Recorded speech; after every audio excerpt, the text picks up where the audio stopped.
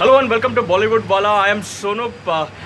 It's time to talk about Babu Moshai Bandukbaz, a film that has been in the spotlight for all good reasons. Number one, for the neatly cut out thriller that has the one and only Nawazuddin Siddiqui in it, and secondly, because of our great grandmother CBFC enforcing about 48 cuts, because of which the movie is again in the spotlight. I have with me the very talented writer, lyricist Ghalib Asad Bhopali. Ghalib Saab with me. Let's talk to him about the film, how he penned the story, how he wrote the lyrics, and what he has to say about the CBFC issue.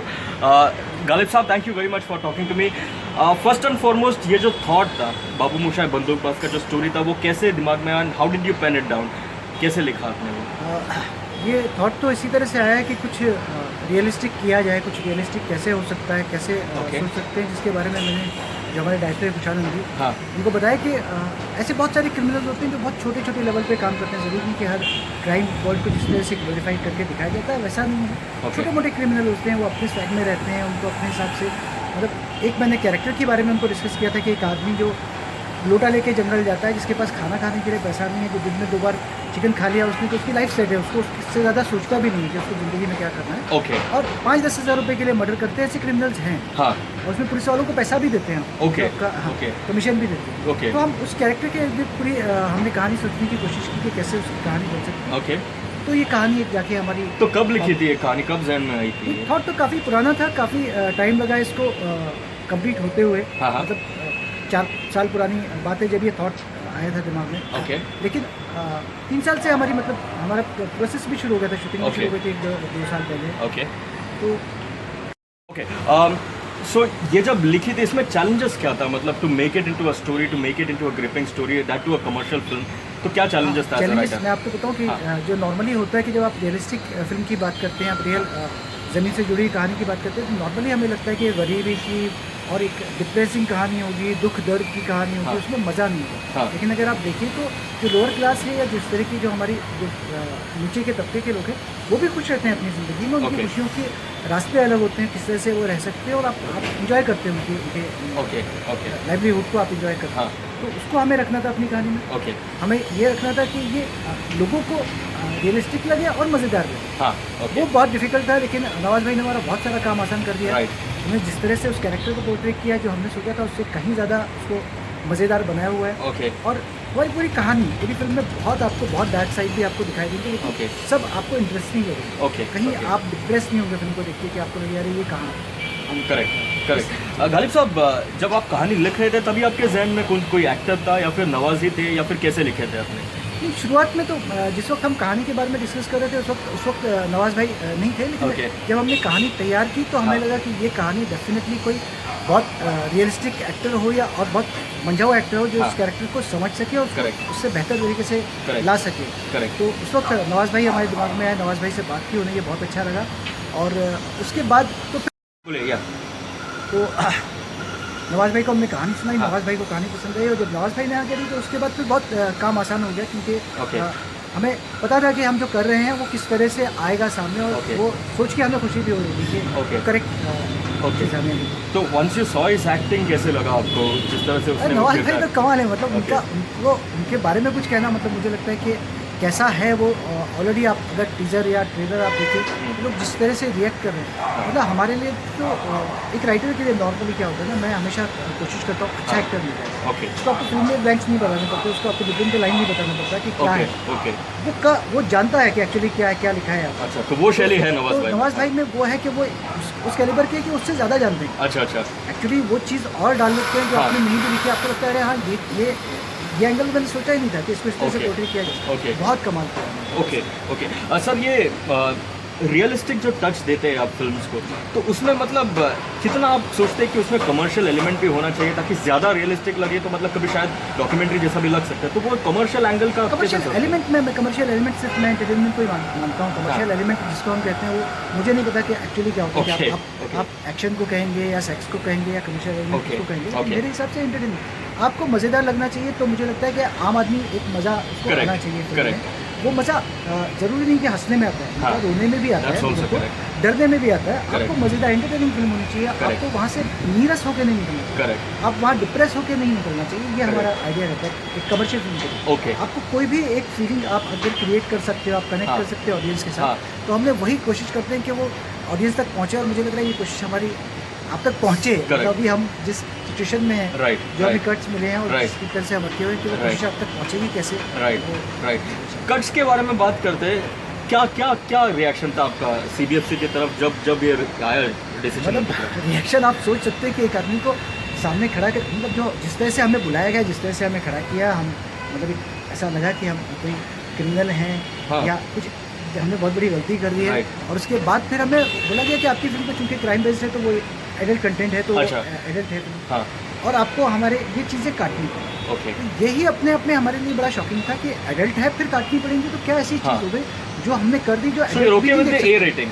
A rating से आप मतलब problem नहीं है आपको? नहीं हमें अच्छा, पता था हमारी सर्टिफिकेट, ओके, कहानी जो है हमारी कहानी में हम जब गालियाँ लिख रहे हैं हमें पता है Correct. कि ये गालियाँ हैं या सेक्स है जो भी है, हाँ, correct. ये एडल्ट कंटेंट है। हमने Correct. हमने ये मान लिया था पहले कि ये फिल्म को ये ए सर्टिफिकेट मिलेगा। सर्टिफिकेट, करेक्ट, तो जब उन्होंने ये बोला तो हमें इससे बहुत ज़्यादा परेशानी नहीं हुई, हमें लगा कि हाँ ये तो मिलना ही था इस Correct, फिल्म को, correct. ये हमारा अंदाज़ा था एक तरह से। करेक्ट, लेकिन एक के साथ हमें जब कट मिले तो फिर कट हमारी समझ से बाहर था, एब्सोल्युटली, क्योंकि हमें लगा कि एक एडल्ट आदमी ये नहीं देख सकता, हाँ, ऐसा इसने ये तो, कभी देखा नहीं होगा, वो देखेगा तो बिगड़ जाएगा। क्या एक्चुअली इसके पीछे क्या कॉन्सेप्ट है, हाँ, उसके पीछे क्या लॉजिक है या क्या Correct. रीज़न है, वो हमारी समस्या है। तो क्या कहना चाहेंगे सीबीएफसी ये जो बोर्ड है सेंसरशिप जो करते हैं, तो उसके बारे में क्या आपका टेक देखिए है? मतलब मैं पर्सनली क्या कहूँ, मैं पूरी दुनिया हमारे पूरे हिंदुस्तान कह रहा है और हमारी फिल्म Right. इंडिया के बहुत सारे लोग कह रहे हैं कि ये सेंसर बोर्ड नहीं है, ये CBFC है, सर्टिफिकेशन बोर्ड है, इनको सर्टिफाई करना चाहिए फिल्मों को। करेक्ट, और कि कौन सी फिल्म किसके देखने लायक। करेक्ट, पहले जो कट देने का सिलसिला शुरू हुआ है, सेंसर को मतलब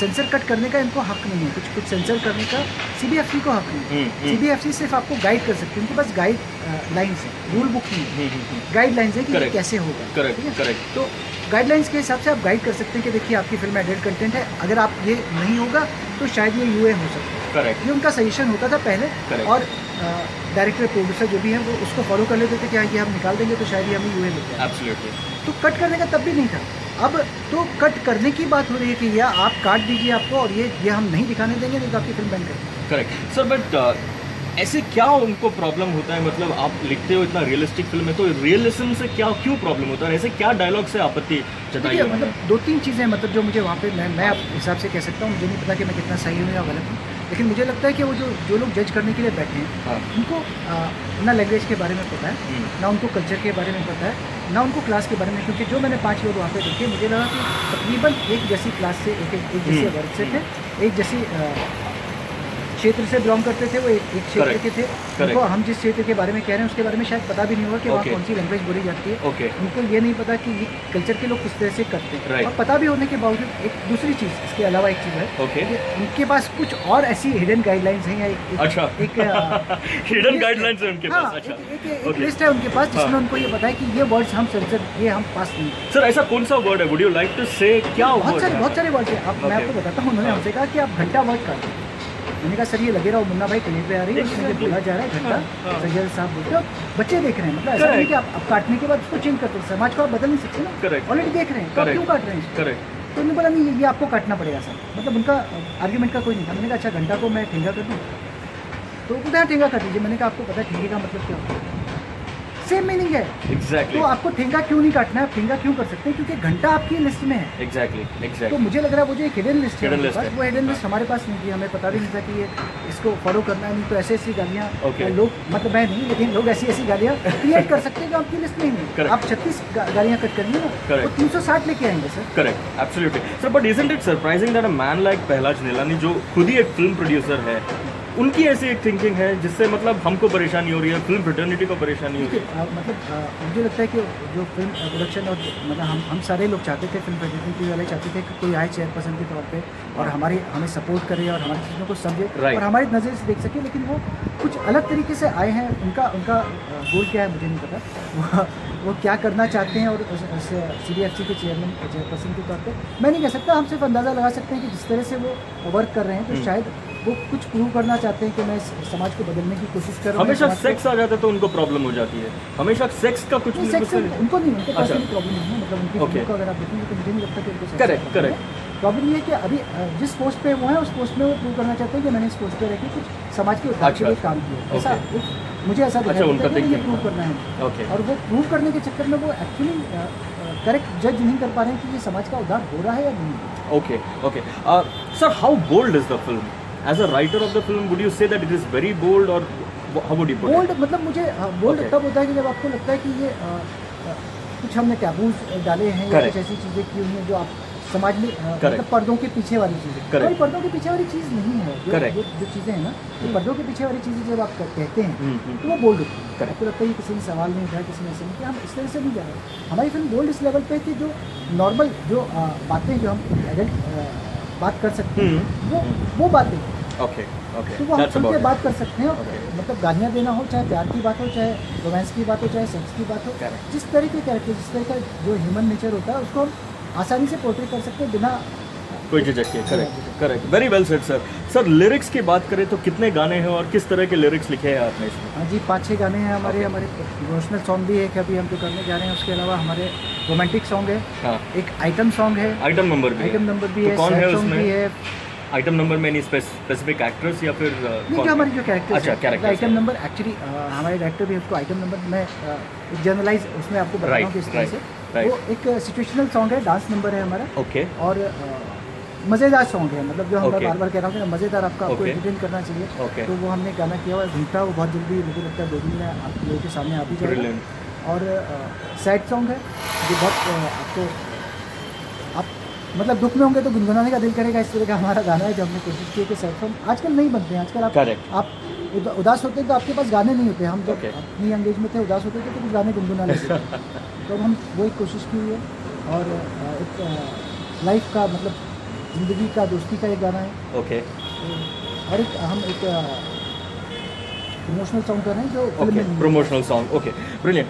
सर, विदिता बाग के बारे में कुछ कहिए। पहले चित्रांगदा था, फिर उनको रिप्लेस किया विदिता ने, तो कितना अच्छा रिप्लेसमेंट मानते हैं आप? उनके परफॉर्मेंस के बारे में भी कुछ बताइए। देखिए, अच्छा तो डेफिनेटली रिप्लेसमेंट में कंपेरेटिवली नहीं Okay. कहूँगा, लेकिन अच्छा इसलिए क्योंकि उन्होंने बहुत अच्छा परफॉर्म हम्म। किया है। और एक्चुअली मतलब हमारे लिए और ज़्यादा अच्छा है क्योंकि चित्रांगदा जी को कुछ शिफ्ट से कुछ प्रॉब्लम थी, उनको Okay. कैरेक्टर से, कैरेक्टराइजेशन से कुछ इश्यूज़ थे जो मैं क्योंकि वहाँ पे शूट पे नहीं था, मुझे Correct. एक्चुअली नहीं पता। लेकिन विदिता जब यहाँ से गई हैं तो उनको कैरेक्टर पूरी तरह से पता था और वो उस कैरेक्टर के लिए पूरी तरह तैयार थी। Correct. और उन्होंने जितना उस कैरेक्टर को समझा है, जितना क्लोज उस कैरेक्टर की गई है, मुझे लगता है कि बहुत मुश्किल होता है किसी का ऐसे कैरेक्टर को समझ पाना, कर पाना और इतने सही तरीके से कर पाना, उतना Okay. खुल के कर पाना। ओके सर, आप इतना रियलिस्टिक फिल्म सुनते हो, चाहे भिंडी बाजार हो, चाहे बाबू मोशाय बंदूकबाज हो, कब हम आपको एक नए अवतार में देखेंगे, दैट ऑफ अ डायरेक्टर? क्या प्लान है मतलब आपका? देखिए, परेशानी ये है कि जैसे भिंडी बाजार है वो चूँकि वो लोगों ने नोटिस की और उस तरह से आप कह रहे हैं। उससे पहले मेरी फिल्म थी जो कुशानंद जी डायरेक्टर थे, हमदम फिल्म का नाम था, रोमांटिक Okay. कॉमेडी थी। Romantic comedy. और ओके वो पूरा गेम शो पे थी और यंगस्टर्स की कहानी थी ओके और लोगों ने देखी नहीं, इसलिए लोगों को पता नहीं कि वो अच्छी फिल्म है। Okay, मतलब okay. परेशानी होती है कि आप Okay. देखते हैं तो आपको पता चलता है कि अच्छी है, बुरी है, Okay. लोगों ने देखी नहीं, पता नहीं। उससे पहले एक वजह थी कि क्राइम फिल्म थी। ओके, अभी एक मैं कर रहा हूँ 3 डे, त्रिदेव, जो 3 करेक्ट। डे हाँ इस साल आने वाली है। हाँ ये एक फन फिल्म है हाँ और इसमें मतलब आपको बहुत मज़ा आएगा। ये रियलिस्टिक, एक रियलिस्टिक टच है, एक रियलिस्टिक थॉट है उसमें। Okay. लेकिन रियलिस्टिक ग्राउंड पे हमने नहीं किया उसको, तो Okay. ऐसा आप कह सकते हैं। और अभी जो शूट हमारे यूएस में शूट शुरू होने जा रहा है 30 फिल्म का, ओके इसमें करण सिंह ग्रोवर हैं हाँ. और नील निर्देश हैं, Jackie Shroff. Okay okay, wonderful. तो वो कौन गेम पे है, वो Okay. धोखेबाजी और आपका छल कपट, इस तरह की एक आपकी जो है, उसमें भी आपको बहुत मज़ा आएगा क्योंकि वो रियलिस्टिक मतलब रियलिस्टिक नहीं है लेकिन अच्छी।